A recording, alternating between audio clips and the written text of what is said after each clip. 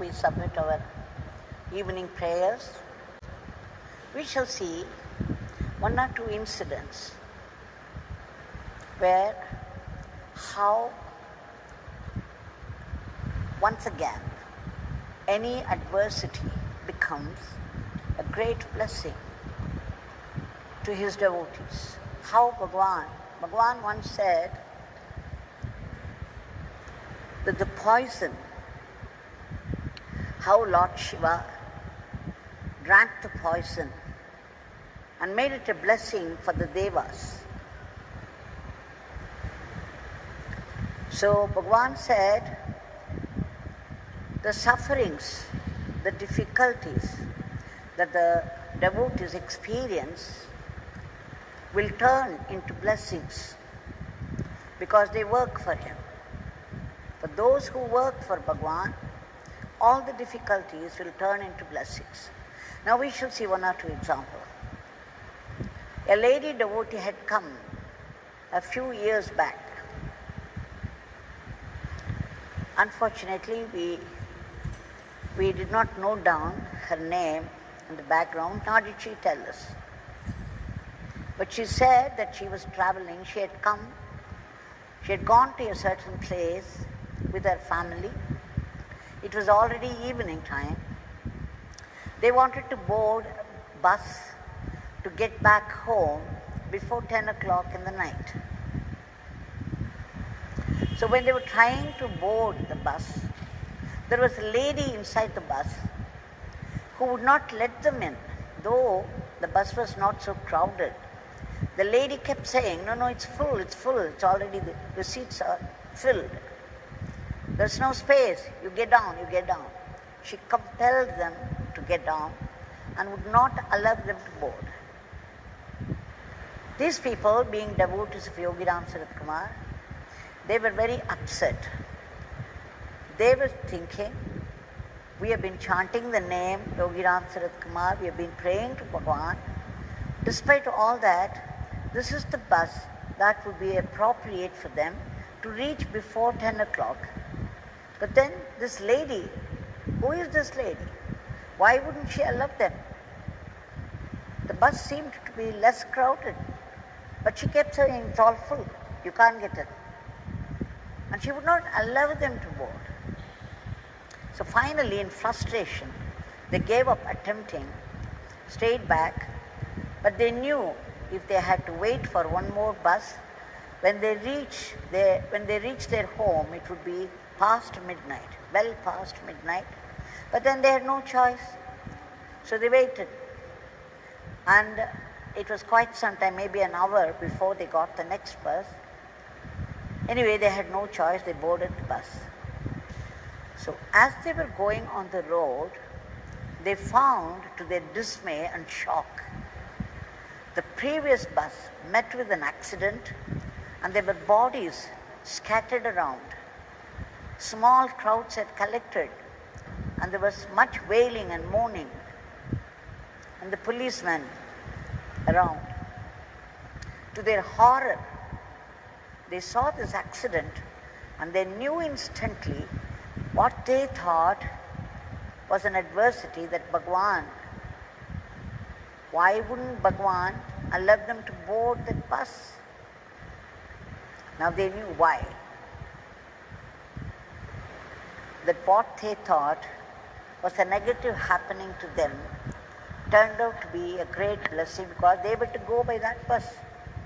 And the lady very insistently would not allow them to board. The lady could have been Bhagawan himself, knowing what was going to be the fate of the bus. And then they thanked heartily their Bhagawan, our Bhagawan, Yogi Ramsuratkumar, and felt very bad they did not know better when they found fault with him. And again, after some time, there was a man, he did not want to reveal his identity because he belonged to a political party.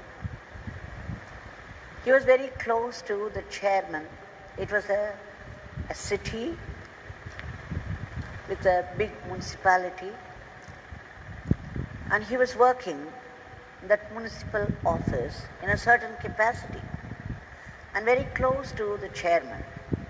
There was some politics. He got transferred from the city to a far-off village where there were no facilities available at all, even for his food. But then he had no choice. He went and joined there. He could not take his family also because it was too far away and there were no facilities. Again, he was blaming Bhagawan. He was saying, "How could you do this to me, Bhagawan, when I'm chanting your name all the time? I know no one except you. Why would you do this to me?" So he went on lamenting. He went on complaining. In any case, he just went ahead with his work. One day he had to come to this municipality, the municipal office, to find the chairman there, to have a talk with him, because he was trying for a retransfer from the village to this city back. So he came all the way to the municipal office. One thing about this man, this devotee, he was a diabetic and he had BP. That is why he found living in that small village very difficult. There was no medical facilities. But then he seemed to keep good health there, but he was bent upon getting it transferred back to the city. So he came all the way to see the chairman, his friend, his old friend. And of course he had a talk there in the office with the chairman, and the chairman assured all help for the retransfer. He said, "We would see to it that you get back here." And then the chairman invited him for an outing. He said, "Okay, we will go to a restaurant, have some food, and then I will drop you at the bus stand. Come with me in the car." This man, this devotee, happily agreed. So the chairman went ahead, and this man was going to follow him, this devotee. Suddenly he felt very dizzy. He started to sweat profusely. There were palpitations and dizziness.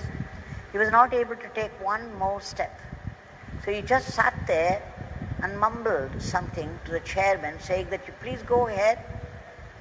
I will join you later. I'm just not able to follow you now." So the chairman went and sat in the car, and this man, this devotee, was thinking, "Bhagawan, Yogi Ramsuratkumar, I have been chanting your name. I've been thinking of you. I'm a devotee of yours. Why would you do this to me? Why should I get at this point this dizziness and the sweat and the palpitations? I have to get back to the village. I have to go to the office tomorrow. Why are you doing it to me?"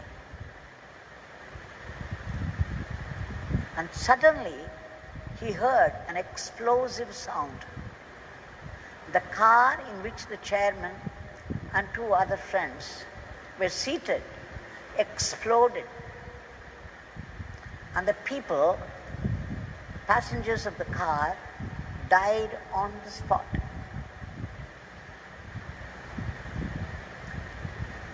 He was shocked.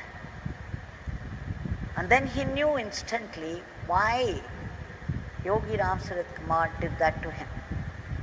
Because he kept on asking, "Why should this happen to me? When I am chanting Yogi Ramsuratkumar Nama, when I depend upon him for my life, why should this happen to me? Why should he give me this dizziness, this palpitation now?"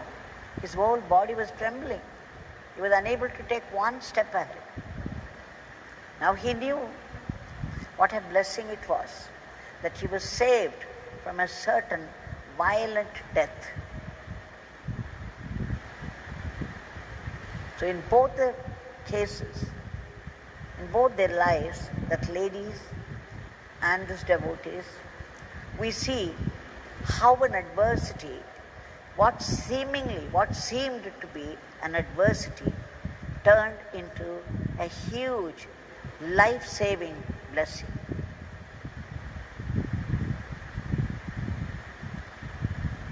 So this happens to us, to many of us in life. If not an attempt on life, if not death, something else, some blows the life keeps giving. And if we see it, if you look upon it as a blow, it will be a blow and we will get crushed. If you look upon it as a blessing, you will see soon enough how this is a blessing. Bhagawan would reveal it because he had promised. He said any suffering, any difficulty for those who work for him would turn into a definite blessing. Father would turn it into a definite blessing. Now Bhagawan is standing before us with a smile on his lips and a hand raised in benediction, saying, I am here, don't fear. Whatever suffering, whatever difficulties you go through, you take my name, I shall protect you. I shall guide you. My Father would rush help to you. So we shall now offer our prayers at the lotus feet of our Bhagawan.